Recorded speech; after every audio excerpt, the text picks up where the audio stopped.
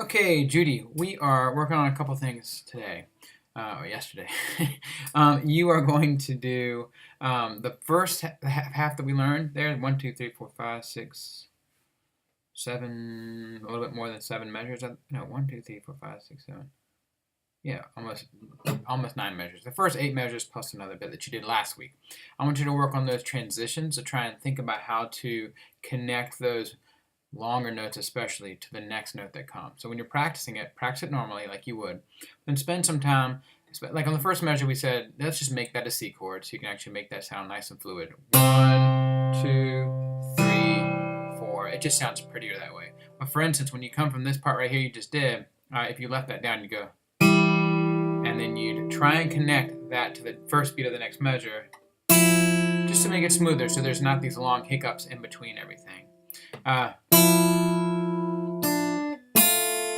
You know what I mean? Just kind of try and kind of take the spots between all those notes and make it a little less silent space. That's all you got to do. Don't spend too much time on it. Just focus on it for a little bit, and slowly that work will bleed into when you're just naturally playing this. Okay? Just connecting the dots a little bit. And it can feel like you're not in time. Don't worry about playing in time when you're doing that. Just literally work on, okay, I'm here and I'm going to go to the next thing, which is this. And then I'm here, I'm going to go to the next thing, which is this. So, all right, so we're starting the new part today, which is coming out of the first beat of the ninth measure when you got this third finger F down and you're playing a pinch. You're playing F, G, and B. Okay, so you left off with that last time. Then we're going to move on to this four and a with a hammer on. Okay, I remember last time you were doing it, you said you were practicing with a slide, so let's add that as a hammer on. Okay, and if you notice, by keeping that second finger down as long as I can, it makes a nice sharp sound. Not sharp as in sharp, but as in awesome. That phrase should go 4 and a 1. It goes to that first beat of the next line. Nice, Dean. Okay? Work on that as a phrase. 4 and a 1 a couple times. Then you've got these quarter note pinches, okay? So you're on the fourth line there. You have your first finger on C, there's an open G, and a second finger on E. This is the second beat of the fourth line. You pinch that. It's actually an A minor 7 chord. Then what you're going to do is you're going to take your third finger, move it up to the F, abandon the other two notes, and play just the fourth and second string. If you hit the G, it's not the end of the world, but it'll sound pretty if it's not. So you go from this, then you go back to that A minor 7 chord, which is first finger on C, second finger on E, and you pinch it with the G. So you end up with this, 2, 3, 4. Then you go up to the next measure, first beat, and your first finger just jumps to F, and you grab those first 3 strings. So you end up with this. If you take that open B to start it off, 1, 2, 3, 4, 1, 2, 3. Then you start the 4 and a 1 again. Okay, and that gets you started on the next measure, which is the last measure on the fourth line. You just played an open B, so we're going to ignore that for a second. This is the pinch that has kind of an awkward fingering on it, but third finger should be playing G. First finger's going to shoot up and play E. Okay? That's your shape you're going to work on, okay? You're going to pinch that. That's the second beat of the measure. Third beat just moves that whole shape down one fret each. And then it moves it back up to where you came from.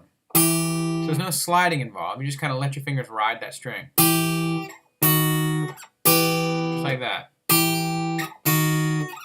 Because it's quarter notes, your right hand does not need to worry about switching from M and I on that pinch. Just pinch it whatever. I'm using my P and M to do it. Just like that. So that if you play the open B in the beginning of that measure, you have 1, 2, 3, 4. Now if you watch, my first finger I'm guiding with my first finger as far as I'm concerned. First finger is going from the E to the E flat, and then back up to the E. And then I'm going to move my first finger up to F for the first beat of the next line. 1, 2, 3, fifth measure, first line.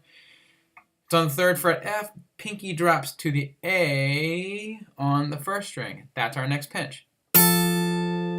Okay?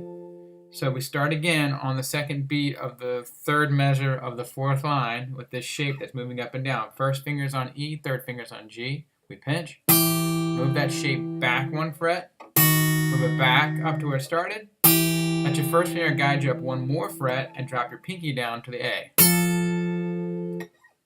1, 2, 3, 4. 1, 2, 3. Now, you're going to be on the and, 4, and, but you got to switch to the 5th position. Boom, right here. Okay, I'm going to go start on that pinch of the first beat, first measure, 5th line. 1, 2, 3, and 4, and. Okay, we practiced that. We isolated it. Now we're going to put it into a context. 1, 2, 3, and 4, and. I like just taking advantage of that rest. Just let yourself move during that time. 1, 2, 3, and 4, and. Then you go back down to that A minor 7 chord we started with today. We didn't start with it, but it was in the beginning of the lesson. So we end up with this. And that should get you pretty much where you should be. I think you'll do great with this. If you want to hear it all the way through, let me try that once. So this is starting with what we started with today. 1, 2, 3, 4, and a 1, 2, 3, 4. 1, 2, 3, 4, and a 1, 2, 3, 4. 1, 2, 3, 4, and just like that. I think you'll do great. If you have any questions, let me know.